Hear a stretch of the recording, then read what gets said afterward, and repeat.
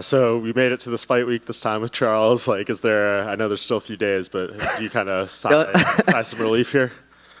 Don't start. Yes, there is definitely no. As far as the fight happening, no. At this point, I believe the fight's going to happen for sure.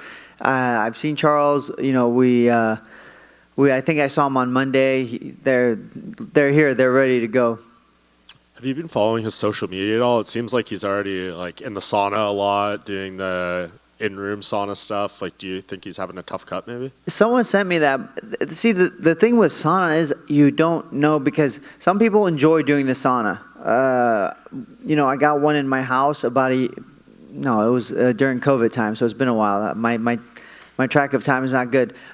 In the beginning, I was doing a lot of sauna, so I just enjoyed jumping in there, and I would. But I would do it just for fun. So maybe it's one of those things, instead of working out, he wants the sauna instead. I don't know, but I'm just assuming he's going to make the weight. What does your weight cut process look like over the next 48 hours or so? Water load for today, and hoping to wake up about, somewhere around like 10 to 12 pounds over, and then just get the rest done tomorrow. And you've done a lot of media leading up to this fight, and it seems like you've been very confident in your ability to go with Charles on the ground. Is that something like you're embracing, or is that just, if it happens and the fight goes there, you'll be very confident? I mean, I hope I'm confident in that. That's supposed to be my base. That's supposed to be where I started from. I'm a jiu-jitsu athlete. That's where I started. My coaches are some of the best in the world, and so if I don't have the confidence to go on the ground with him, then I shouldn't have confidence in anything I do. Where do you think he's at right now? Because he obviously lost the belt last time out, and he says like he won't even watch that fight, and just like that's not even him. Do you think that's a mistake? Maybe not, recognizing his flaws and how to build off that performance? I don't know. Everybody's different when it comes to stuff like that. I'm assuming the best Charles, the most aggressive, even defensively better than before. The way I look at it is, I want to prepare for the guy at his best, and how would he be his best? And I kind of analyze what would I add to Charles's game to make him even more dangerous. So I'll add those things to his game, and I'll prepare for that kind of person. And to you, it seems pretty clear the stakes, right? You win here, you're fighting Islam in October in Abu Dhabi. That's how you feel? That is correct. I spoke with Hunter when we rebooked this fight, and that's what they said. I would be #1 contender. And when you just look ahead, obviously don't want to look past Charles, but like, what do you think of Islam? What do you think you can do with him that other people haven't been able to accomplish so far? I just think there's nothing really he does that I can't do better. I know people will disagree, but they used to say wrestling, I can't wrestle with these guys. Last fight I showed it. Now we're talking about jiu-jitsu. Next is going to be striking. It's like, I could do it all, and that's really what I want to show the world. I could do it all, and so as far as Makhachev goes, I don't see anything that he does that I can't do better. Thank you. Front right here. Obviously, leading into this fight, a lot of the narrative is, two high-level grapplers fighting each other. And historically, in the UFC, when you get two wrestlers or two jiu-jitsu guys, it kind of can turn into a striking matchup, maybe. So how would you rate your striking compared to Charles? I think this is one of the few times where I would say defensively I'm better. Typically, that's not something I say. But I would say striking-wise, defensively I'm better, and then offensively I think I have just as much power. I would say he has a little bit more variation in his strikes, but that doesn't change the fact that it's who lands. It's not about what you throw. And I saw an interview where you said, like, if it was just a regular grappling match, you'd probably win 9 out of 10 times. That's what you believe. So what do you, when you're watching Charles's past fights, he obviously has the most submission wins in the UFC. What do you think his opponents are doing wrong in there, knowing that you know what he's looking for, but they're still kind of succumbing to it? One, they're terrified of his grappling. I think that's the biggest one. And two, it's he's very good at offense when it comes to grappling. Like, he'll jump on your neck, he'll jump on your arm, he'll jump on the leg. But once you can get past that is where he starts to hit that wall. So I think I'm the kind of guy who would either not even allow him to get there, or I can get past it if he does jump on a neck or an arm. And so then it comes the next layer. And I think I have more layers than him. And I think that's what makes me the better grappler. And one final one for me. When you guys were booked in Newark and then it got moved here, Gilbert and Bilal, they took your spot as the co-main, and it was a 5-round fight. Was there any talks of making this a 5-round fight in a co-main event? It was never mentioned to me. I mean, you tell me 3 rounds, I fight 3 rounds. You tell me 5 rounds, I fight 5 rounds. Fighting is like, I always tell people, those 15 minutes I have in that octagon are my freedom. Like, I have 15 minutes of freedom to do what God has given me. You know, the talents that God has given me, I get to use them, and I get to do it freely. So 15 minutes or 25 minutes, it's all the same.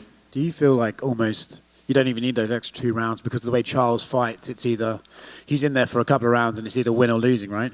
Yeah, I mean, typically it seems that way with him. If it's a 5-round fight, it never goes 5 rounds. I don't know how many decisions he's been to in general. He's not really a guy. I remember his fight with Frankie a long time ago. He went to a decision, but he's not really a guy who goes to decisions. Lately, I've been in more decisions than I would like, but at the same time, I'm fighting a higher level of competition. You mentioned your confidence going into an Islam fight.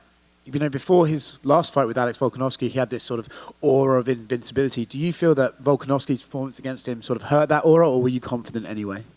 I was pretty confident, but he just, reaffirmed what I believed. I knew there were things I could take advantage of, similar to Volkanovski, but I think even better because, I have a little bit more jiu-jitsu than Volkanovski and wrestling as well. I just think I could do better. So, it reaffirmed what I believe, and I think when the time comes, it'll be my fight. Would you be interested in fighting Volkanovski again if he wants to move up to 155? Should you be the champion? Volkanovski is a pound-for-pound king, right? To say no to him wouldn't really make sense to me. I get an opportunity to fight such a great fight. The only thing is, I want to defend my belt at least against another lightweight first because I don't want the division to get held back. That if I'm the champion and I have the opportunity between Volkanovski or a contender, I go contender, and then we talk about Volkanovski. So with that said, does it for you in your mind, and not to look too far in the future here, right? But we got Gaethje and Poirier, and then potentially Chandler and Conor. Out of those two, which name out of those 4 would you like to defend your title against? Man, like I said, Lord willing, I win this fight, and then, I don't know what tomorrow brings, and then if things go well with Makhachev and everything, I believe it's going to be Justin Gaethje. He seems a little bit hungrier, but at the same time, it's hard to say with Dustin Poirier, right? I said this before. Dustin Poirier, what makes him special is when he starts to get tired, his details improve in the small movements. So he's a very difficult guy to fight in 5 rounds. I know this fight's 5 rounds. It is an elevation, so I think that's also another advantage for Justin. I'm still leaning towards Justin, but it's a hard one. As far as who I would prefer between the BMF or Conor or Chandler, I would definitely say the BMF. I think these guys are more active. I think if Conor wins and he beats Chandler, I know the UFC will give him a title shot, but I don't know if he's really deserving of it. So I think the BMF title makes more sense. Beneil over here. I've talked to a lot of fighters about this fight, and the common consensus is, Beneil, we need to see him get that title shot. You have so much support going into this fight from your fellow fighters. What does that mean to you? It seems like across the board, everyone just really wants to see you get that opportunity. Having my peers just respect and show so much respect and say the things they say, it is awesome. Obviously, if you care about anybody's opinion, it should be your peers in your work, right? So that's great. It's the whole thing's been kind of strange, to be honest with you. I have fellow athletes telling me I should be fighting for the title. I have a lot of media telling me I should be fighting for the title. And then even the fans, I thought they were going to be, it was going to take me forever. Like, I'd have to defend my belt before they say, okay, this guy's good. But even the fans seem to think so. So it seems to be the trifecta. It's just the UFC hasn't seen it my way yet. What was your reaction when Islam did end up fighting Volkanovski, and instead of you, were you annoyed? Like how did you keep your composure? Because I'm sure a lot of people in that situation would be really upset. If it wasn't Volkanovski, if it was somebody else, I would be very upset. Because Volkanovski is a pound-for-pound king. He's defended his belt multiple times. So I understand that he has the privilege to do this if he wants. So and he did. It wasn't the best timing for me, but whatever. He wanted to do it. Great. That's the fight that happened. That's kind of what helped me stay on track. Obviously, I was still frustrated because imagine I should have fought for the title, let's say March or something, or February. That would have been incredible. But again, I recognize who Volkanovski is. I recognize how the business works. I put myself in everybody's shoes. Helps me to reset, refocus, and I'm here. I'm here for Charles. This is what I'm here for. And just last thing on that fight, did you score that fight for Islam after watching it? It was very close. Some people felt like it could have gone the other way. So I had Makhachev winning either 48 or 49. But here's the thing: if it's 48 and then the last round could be a 10-8, you could potentially call it a draw, right? If it was a 48 card. I thought Makhachev won overall, but that last round was very interesting. And just one more, sorry. Charles takes a lot of damage in his fights. How much do you think that will play a factor in the matchup, just with the fact that you don't get hit a ton in your matchups? So I don't want to think of it like that, because if I think of it like that, here's the thing. You think to yourself, oh, this guy breaks. And then when you're in that octagon and he's not breaking, all of a sudden you start to question yourself. Or you say, oh, this guy's taking a lot of damage. And all of a sudden you start to dish out this damage and he's not going anywhere. It starts to mess with you. The way I look at it right now, the way I look at Charles is he's young, he's hungry, he's better than he's ever been. Striking in terms of offense, defense, grappling in terms of offense, defense, he's the best he's ever been. And he wants to kill me. So it's kill or die. I either kill him or I die. That's the way I look at it. I don't think about his past fights. I don't think about what's going to happen next. I'm thinking about Charles Saturday and what I need to do to beat him. Beneil, over here, just on your left there. Oh, here we go. Oh, sorry, right? Yeah, I was like... just touching on that, I mean, Charles does tend to take damage, and often you'll see him be on the brink of defeat, and then he rallies back. How does that factor into your game plan? Do you maybe take a step back? Walk me through that. Well, typically when he comes back from these defeats is because people are afraid of his grappling. I am not afraid of his grappling. I recognize how good it is, and I understand that there's danger in it, but I am not afraid of his grappling. So if something in that sort of situation does take place, I go to the ground and I lose my mind basically when I say stuff like that happens. I remember the fight with Diego Ferreira. Second fight, I hurt him with a knee, and he basically pulled guard, and I could hear everybody saying like, just get up and just get up and punch him and finish the fight striking. But I thought to myself, why would I get up? I worked hard for this position. Why would I give up this position? And so I went as hard as I could for the rest of that round. And it was a decision. It wasn't the finish that I wanted, but I understand the difference. If I had been disciplined, it would have been great. But I'm not afraid of people's games. I'm not afraid of your judo. I'm not afraid of your wrestling. I'm not afraid of your jiu-jitsu or your striking. Whatever I need to do to win, I'll do that. And the two of you are really both kind of action fighters. What are you expecting from his pace, and do you think he can match your pace? I think he could definitely match the pace. I just don't know if he'll last, is the way I look at it. If we both come out and we keep this high pace and the fight goes the way, what most people are thinking, I think I'm more durable. So I just think I'm going to be able to outwork him eventually and just finish him like that. That's all for me. Thanks. Beneil, here to your left. Just going into this 8 wins, and I believe Charles had 8 wins when he went into his first title fight with Chandler. I mean, do you look at him at all as kind of a blueprint or motivation going, hey, he went that long road, it is possible? For me, I don't think there is a blueprint because take Charles, for example. He had one top 5 fight, and that allowed him to fight for the belt, right? He fought Tony Ferguson, and he was able to get the title shot. Well, Makhachev, he fought, I think maybe he had one top 10 fight. I'm not sure if he even had any at that time. And he ended up fighting for the belt. So my blueprint is different than everybody else's. I have top 5 wins. I have top 10 wins. I have multiple top 10 wins.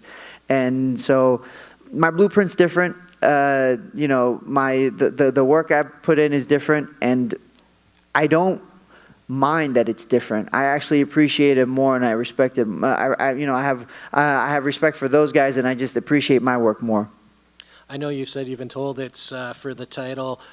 Is there any doubt in the back of your mind that something crazy happens? I know you've said if it's not a title fight, we riot. Do you think that's a possibility? UFC never gives me their word. They're very honest with me. I call them, and when we speak, it's very clear. Whatever they want with me, it's very clear. We don't play games. So this is the first time they've ever said, "Hey, yeah, you're number one contender if you win this fight." So I just take it at their word, and I'll figure out the rest afterwards. But right now, take Charles out, and if they say something different, we'll talk about it then. Thanks very much. Beneil right here. You recently said that in your last loss way back in 2018, Alexander Hernandez, that at the time you were telling yourself, my career is dead, I'm on the verge of retiring, this is going to be my one last push, and lo and behold, here we are 8 straight wins later. Is retirement at all on your mind? Not now, or is that something you've proved to yourself that you deserve to be here? The reason retirement was on my mind was because I wasn't able to train the way I should, and I wasn't able to basically be a fighter. So I thought to myself, if that's the case, maybe it's over for me.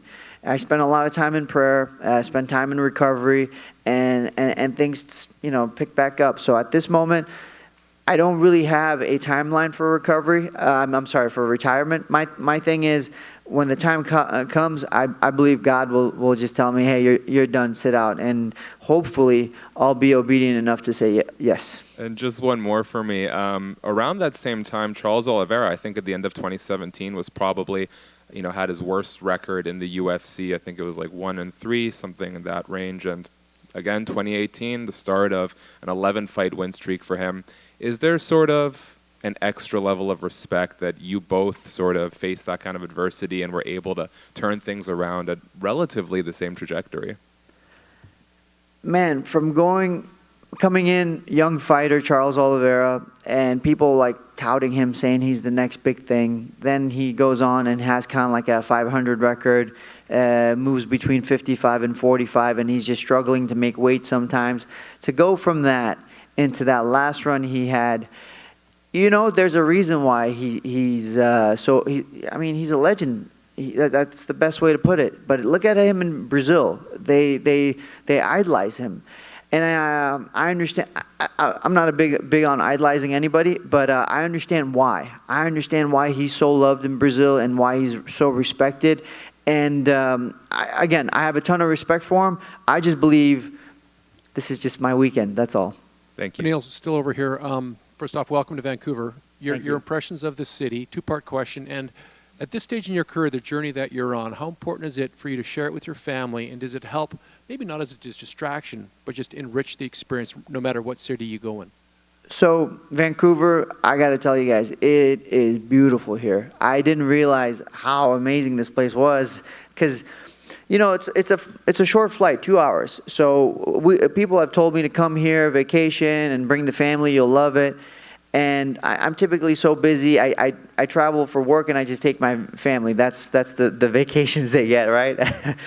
But as soon as I got here, I realized I had made a mistake. I should have come here a long time ago. So far, we love it here. And as far as having my family at Fight Week, I got to tell you guys, I brought my daughter and my wife, last time to Abu Dhabi, long flight, and almost felt like every fighter there was looking at me. Not every fighter, but pretty much a lot of the fighters were looking at me like, "What the heck is this guy doing?" Right? Like he's here for maybe to collect a paycheck and go home. But the thing is, I don't know how to explain this to you guys. Fighting was always easy. Fighting was always the first answer. Like as a kid, I had a problem. Let's fight our way out of it. It's not hard to throw me in somewhere and say go to the death for some reason. That's just the way I'm built. But now tell me to be patient while my kid's screaming. Tell me to be patient with my wife who we can't seem to communicate at times. These things are difficult. These things I have to work harder on. And to separate myself from them for 1 week, 2 weeks, I'm adding to my difficulties. It's a lot easier to just have him here with me. And when the time for the fight comes, I'm going to kill or die either way. So it's not an issue. Lastly, as a guy who's eventually going to be fighting for a championship, your fight is just before Amanda Nunes. The level of respect that the male fighters have for what she has accomplished in her career as being one of the greatest of all time, male or female. Yeah, we're talking about Amanda? Yeah, oh my gosh. So a lot of people have been, telling me you're the main event, you and Charles are the real main event, blah, blah, blah, blah, blah. And I have to make sure I pause and let them know, listen, Amanda Nunes, arguably the greatest female fighter of all time. I don't think, I don't agree with what they say, basically. I tell them I think she's there for a reason, and I agree with that decision. And it's a privilege for me to be on the same card as her and to be the co-main event of that card. Right here.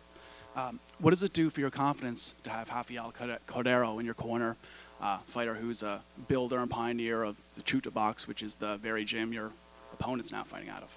I don't really think of it like that. I just think of, man, I have Rafael Cordero as my coach, as a father figure. So that's really how I look at it. We've spent years together, and he's taught me so much. Those are the things I care about. It doesn't give me more confidence knowing that he was a former coach there. It just or founder, or part of the foundation, whatever you want to call him, a pioneer there. I just have confidence in what he's taught me. I have confidence in the work I've put in, and I have confidence that this is, God will give me this victory. That's what my confidence is.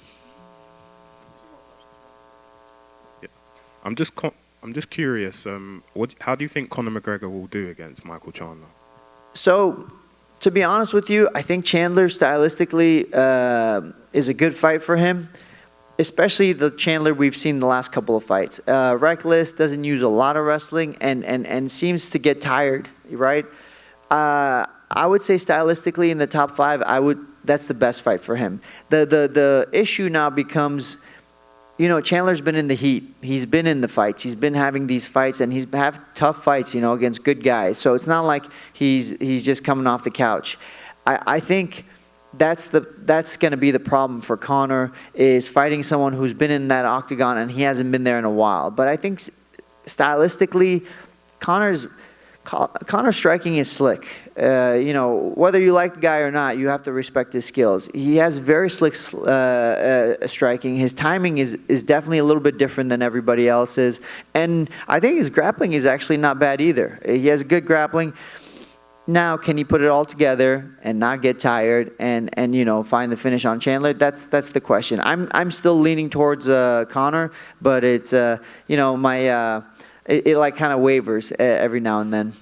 Okay, and just last one, a prediction on the main event. Okay. Let's see. The problem is Aldana's so tough. I don't see her getting finished. So, but I do think Amanda's going to win.